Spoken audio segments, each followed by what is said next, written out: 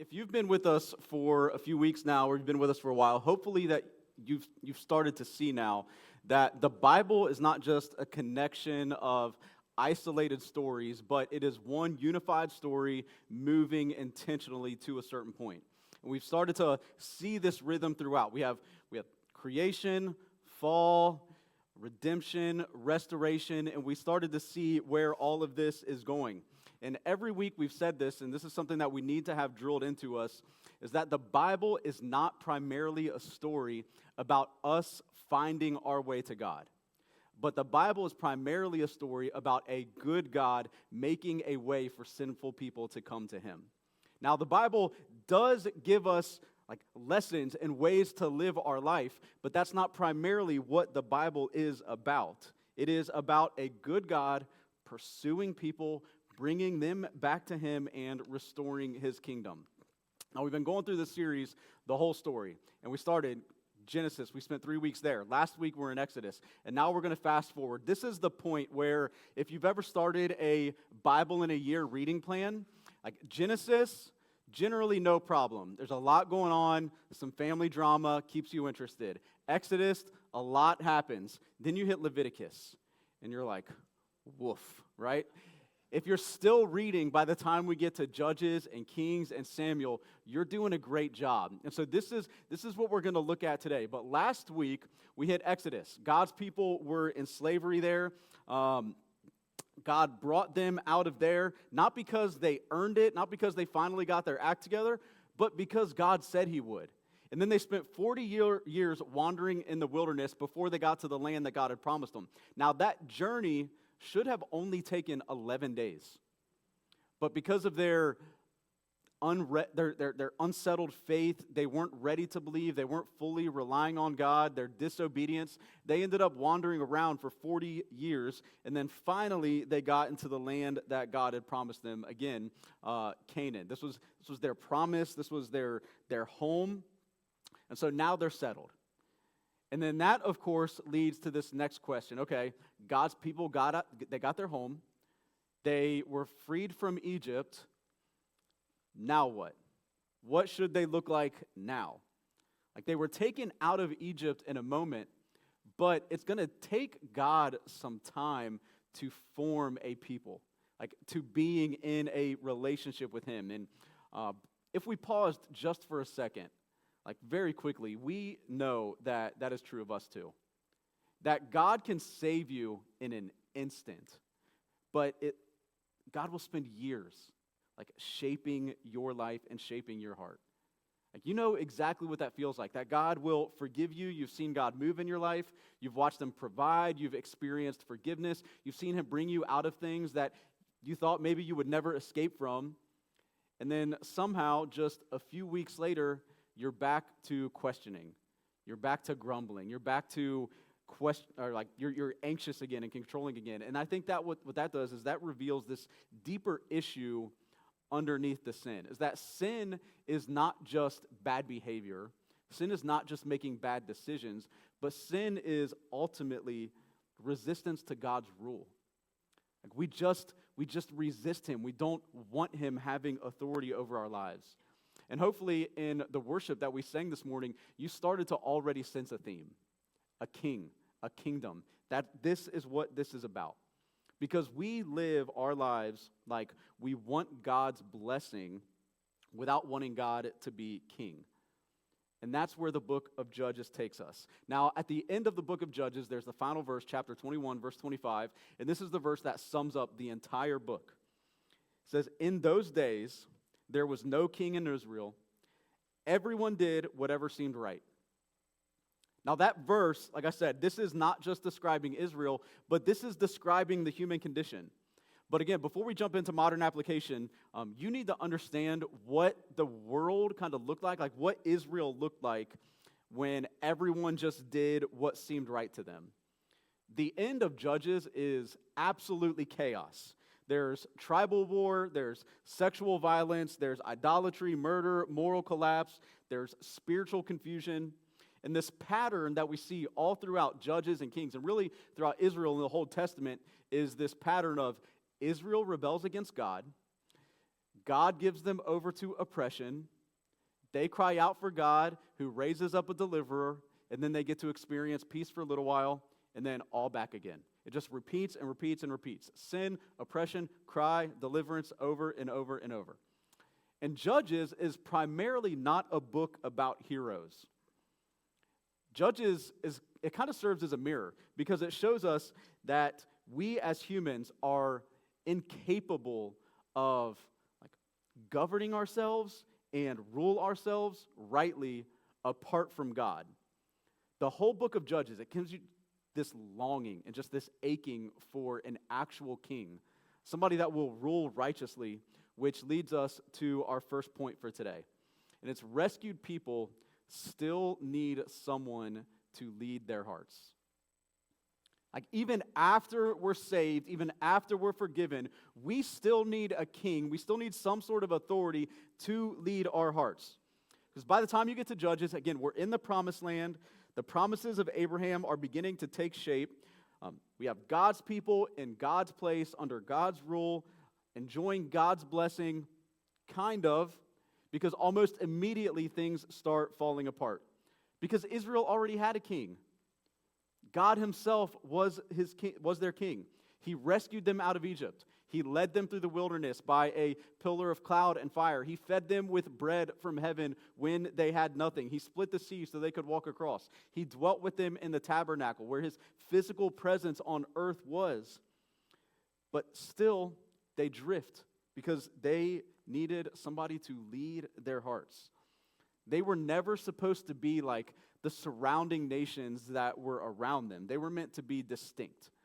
Like, they were meant to be a people who lived under the sovereign rule of an unseen king. But they rebel and they disobey.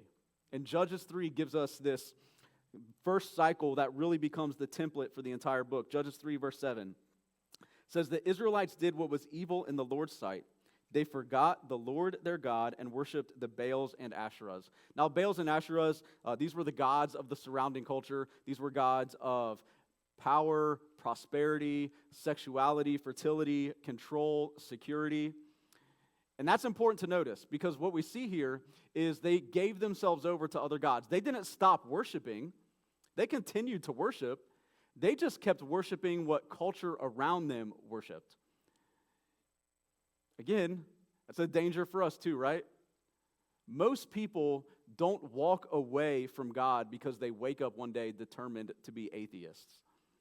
We just slowly absorb the values of culture around us, where success becomes ultimate, comfort becomes ultimate, money becomes ultimate, romance, approval, whatever it is, these things take over ultimate authority in our lives, and slowly our hearts can begin bowing to the same idols as everybody else bows to.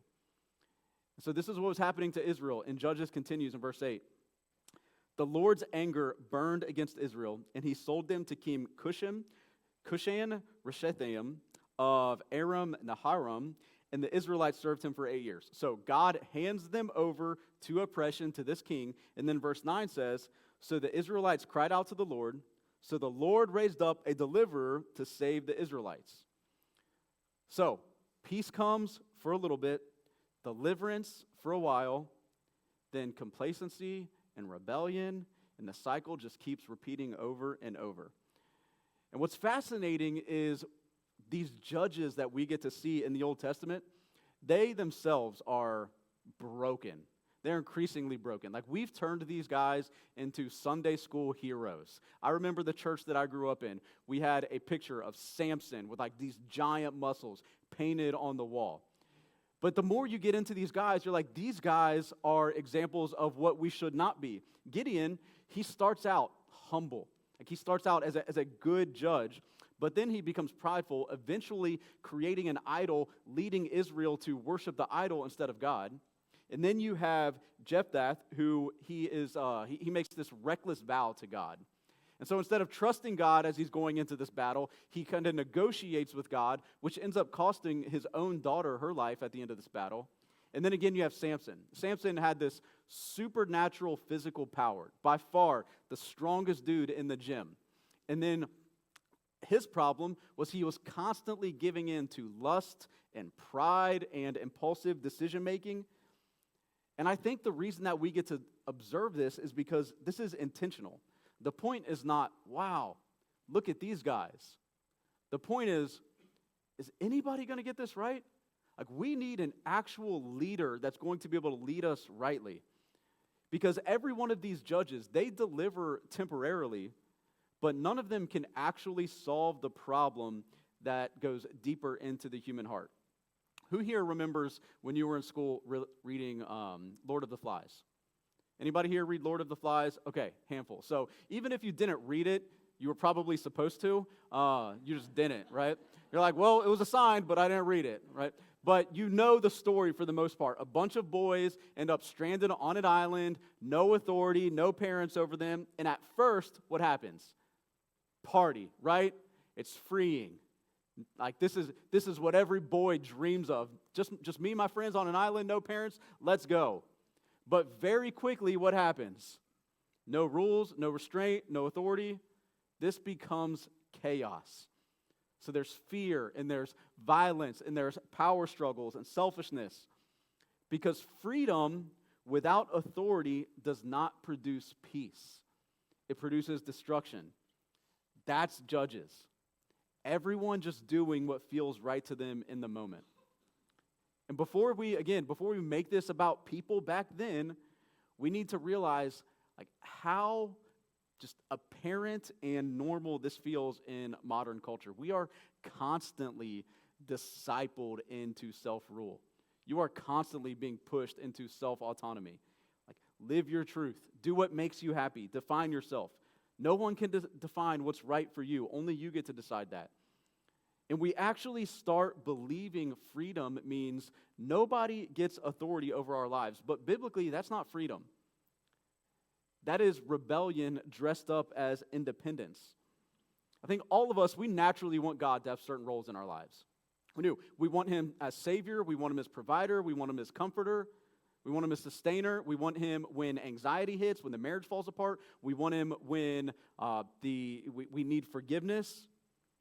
Like, we want Him in all these good roles. We just don't naturally want Him as king. Because kings, they have authority. Kings define truth. Kings don't make suggestions, they rule. I heard a guy say once, we love Jesus on the throne, or we love Jesus on the cross, but we hate Him on the throne. We want Him saving us, we don't want Him ruling us. And I think a lot of our frustrations with God, that's what it comes down to. That we want a God who blesses our lives without interrupting our autonomy. But Judges shows us that when everyone becomes their own authority, it's clear what follows. Just chaos, confusion, compromise, and collapse. Israel's greatest need, and our greatest need, is not behavior modification. They needed a righteous king, but they were just trusting in the wrong thing. And so we're going to fast forward. By the time you get to 1 Samuel 8, Israel decides something has to change. But they misdiagnosed the issue, which brings us to our second point for the day. It's that the kings we chase, they eventually expose what we really trust. So they knew something needed to change, but instead of saying, hey, what if we just did what God said? Like, that's too easy of an answer, right? What if we just surrendered our hearts to God? They say in 1 Samuel 8, verse 5, appoint a king to judge us the same as all the other nations have. And that line right there, that phrase matters, like all the other nations. Remember, they were supposed to be special. They were supposed to be distinct. They were supposed to be a light to all of the other nations, but they want a king just like everybody else. They want to blend in. They don't want to stick out. They just want a king like every other nation has so we can fit in with them. And then God responds to Samuel in verse 7. They have not rejected you. They have rejected me as their king. Now, the desire for Israel to have a king on its own, that wasn't bad. Like, just the desire for a king was not a sinful desire. God actually already anticipated the need for a king back in Deuteronomy 17, and He gave them this description of the kind of king that you need. And ultimately, it was a king that was going to submit to God and lead the people to worship God under His authority. But that's not what they wanted. They wanted a king who would make them feel secure while just allowing them to live like everybody else. So God says, you want a king? Okay. Here's Saul. And Saul looks exactly like what people would naturally gravitate to.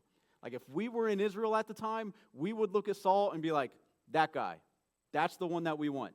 He was tall, he's impressive, he was strong. 1 Samuel 9:2 says there was no one more impressive among the Israelites than he. He stood a head taller than everyone else. So externally, Saul checks all the boxes. But Saul's core problem is the same thing that we keep seeing over and over. He wants authority, but he doesn't want submission. He wants to rule, but he doesn't want to follow God. And so eventually God gives Saul some very direct commands. And Saul partially obeys. And we know what this is like. The prophet Samuel, he gives, after this partial obedience from Saul, Samuel comes in and he gives one of the most memorable lines in all of Scripture in chapter 15, verse 22. He says, to obey is better than sacrifice. In other words, what the prophet is saying, God does not want your edited or your partial obedience. He just wants you to do what he says. This is like if you tell your kid to clean their room. And they walk into their room, there's clothes all over the floor, like their room's a mess. Some of you parents are looking around right now. It gives me comfort. I'm not the only one. But their room's a mess. They're in there for 35, 40 minutes, and then they come out, and they're like, room's clean. And you're like, I know it's not. And you go in there, and you check, and you're like, but look at this. And they're like, yeah, but look at that corner over there. And I made my bed. And I cleaned out my backpack. I'm like, that's not what you asked, right? You said clean your room, but you did all of these other things thinking that we're going to be impressed by that. That's not obedience. That's negotiation. That's coming up with your own idea of what you think I want. When God clearly told Saul what he wanted. That's Saul negotiating. And eventually Samuel comes back to Saul and he says, because you have rejected the word of the Lord, he has rejected you as king. That's a hard line, right? Because you did not listen to God, you're not going to be king much longer. And here's what's important to understand here. God did not fail Israel by giving them Saul. He gave them exactly what they wanted. And he does the same thing to us sometimes. Sometimes God exposes our hearts by allowing us to pursue the things that we think will save us. He allows us to pursue and even attain the things that we think are ultimately going to satisfy us. Like, if I can just get that relationship, if I can just get more money, if I can just get more influence, if I can just get more control, if I can just get more this, more that. But eventually what happens is the things that we think will save us, once we get them, we realize these aren't God. They can't give us what we were hoping they would. Like, some of the hardest moments that you've probably had in your life are when you finally get the thing that you thought would fix you and realize that it cannot carry the weight that you placed on it.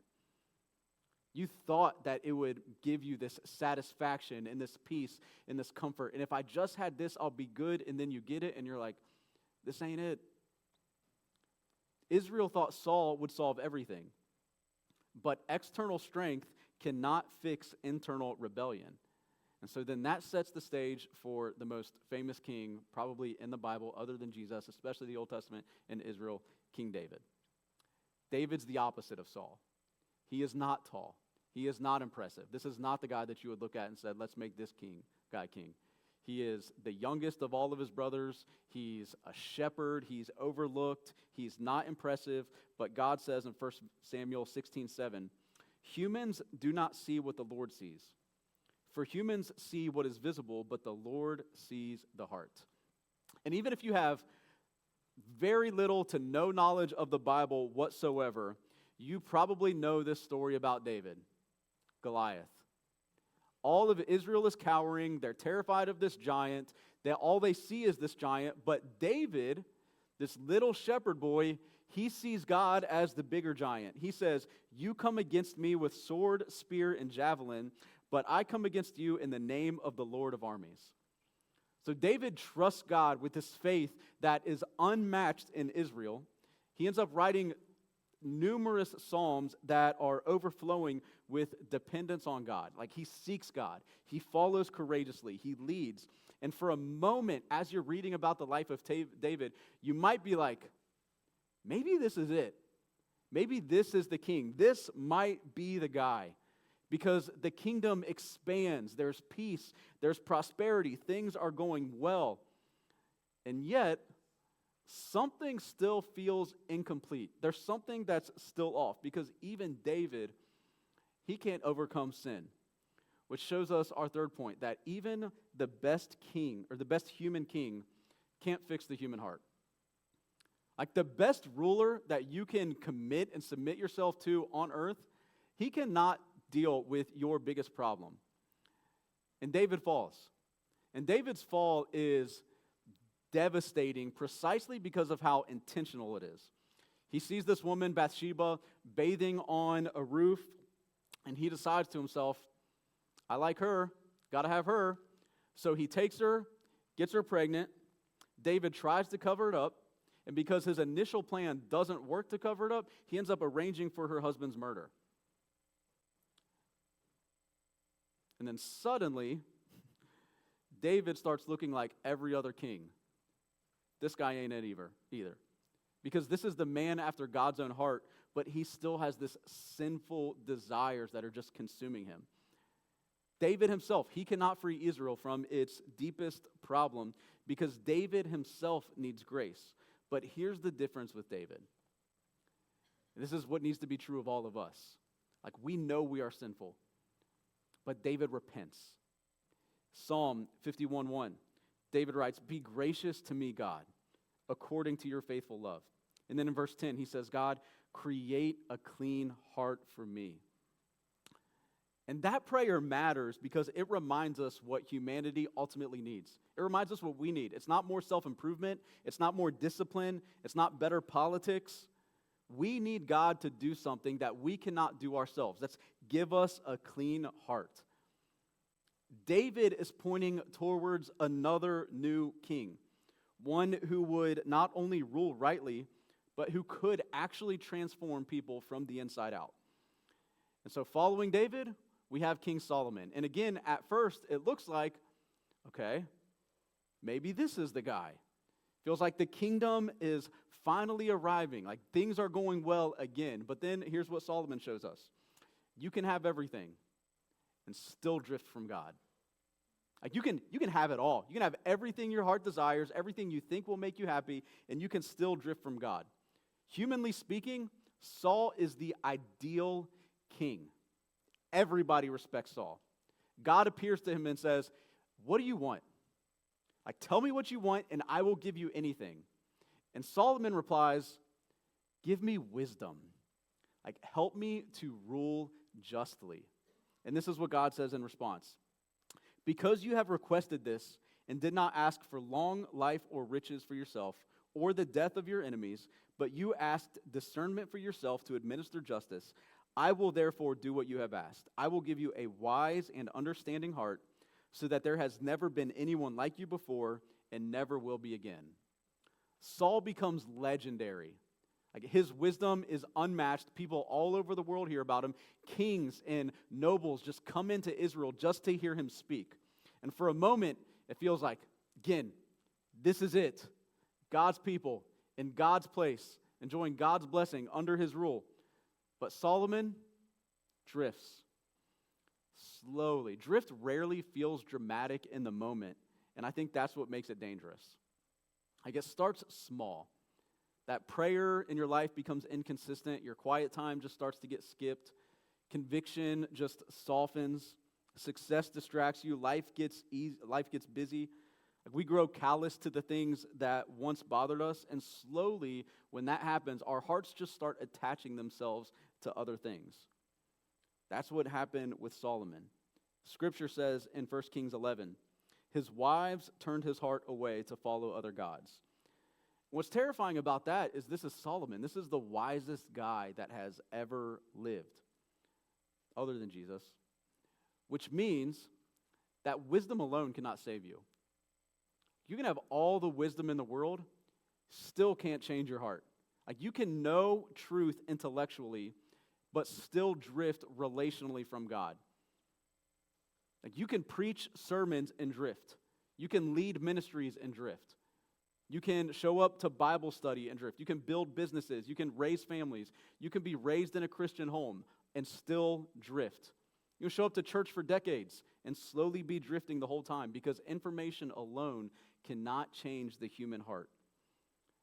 And at this point in the Old Testament, it leaves us asking, where's the king? Where's the one that can actually change us? Where's the king that we need? Judges couldn't fix it. Saul couldn't fix it. David couldn't fix it. Solomon couldn't fix it. So who can? Then Jesus arrives, which leads us to our final point for the day. Jesus is the king we actually need.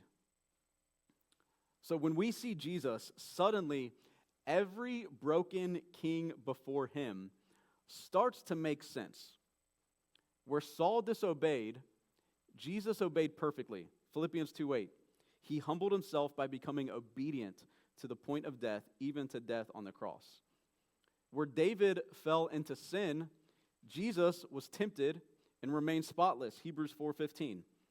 For we do not have a high priest who is unable to sympathize with our weaknesses, but one who has been tempted in every way as we are, yet without sin. And where Solomon drifted, Jesus stayed perfectly aligned with God the Father. John 8:29. I always do what pleases him. But here's what makes Jesus radically different. He does not merely rule over sinners. He dies for them. He gives his life for them. Every earthly kingdom is built on taking. But Jesus builds his kingdom through giving. And on the cross, he reveals what kind of king he is. When he wears a crown of thorns, he suffers for rebels. He rescues people who rejected him. He dies for the ones that are putting him there. Because the deepest problem that people have was never merely just bad circumstances or bad decisions. It's a heart that rebels against God's rule. Like, we do not just need better advice, we need rescue. And I think one reason that surrender is so difficult for so many people is because every other form of authority in our lives has failed us or hurt us at some point. Like, you've been hurt by leaders. You've been hurt probably by your parents. You've been manipulated by people, abandoned by someone you trusted. Some of you have even been hurt like within the church and by Christians. And so you protect yourself. Like, you hold on to control tightly. And what you're doing is you want to keep yourself on the throne of your life because you're afraid of what will happen if somebody else sits there. Because other authorities in your life have hurt you, so now you're afraid of, what if I submit to Jesus? But here's the difference.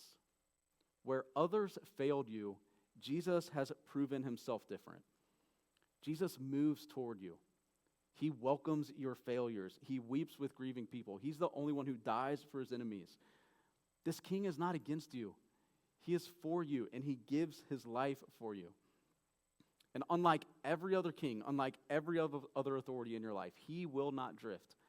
Jesus will not fail. He will not misuse his authority. He will not abuse you. He will not abandon his people.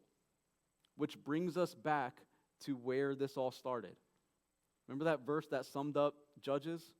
In those days, there was no king in Israel. Everyone did whatever seemed right in his own eyes. That verse was pointing forward to a king all along, because now the real king is there, King Jesus. And so the question this morning is simple. Who sits on the throne of your life? Like, who has authority in your life? When you come to a decision making, does it start with, is this what I want, or does this honor God? When it comes to big decisions, small decisions, when it comes to whatever step I'm going to take next, am I the authority by first considering what I want, or what does God want for me here? Who's sitting on the throne of your life? Because everybody has a king. For some, it's comfort. For some, it's success or politics or money or approval, relationships, control. Whatever that king is, it's going to fail because every lesser king has failed every single time. Only Jesus is worthy of the throne in your life, and he is not asking to be a part of your life. He's asking for the throne itself. So as we get ready to close, I just want to remind you, we all have a certain authority in our life, and we all have the same pattern that we see in the Old Testament. Like, we see this over and over. If we're honest with ourselves, we know that we play this same pattern on repeat in our lives, where we rebel, we get hurt by it, we suffer consequences of our own actions, we cry out to God for help, we might get peace for a little bit, and it's again and again and again. And sometimes that gets, not sometimes, all the time, that gets exhausting. It gets exhausting to constantly be the own authority of your life because you know you can't rule yourself. You know you can't save yourself. You know you can't change your heart. Only God can do that. So here's what, in just a few weeks, we're going to have another baptism service. And if you're someone who's been around for a while, you've been thinking about it, you've been contemplating, you've been questioning, like, some of this makes sense, you're starting to lean towards maybe all this Jesus stuff is real. Like, during this last song, I'm going to be down front. If you want to be like, hey, you know what? I'm done playing king of my life. I'm done sitting on the throne of my life. I'm ready to hand it over to Jesus, and I want to make that known. I'm going to be down here. I would love for you to come talk to me. If you don't want to do that today, I'd love to talk to you afterwards. We can set up a time, but like, this is one of those things where when we see this pattern in the Old Testament, like, it hits us at the core of who we are because it shows, it reads our soul like a mirror. That this is not just a problem with those people over there or those people back then, but this is a problem with us that we see in our own lives cycle after cycle over and over again. There's only one king who is worthy of your life, and the hard truth is it's not you. It's Jesus. Let's pray.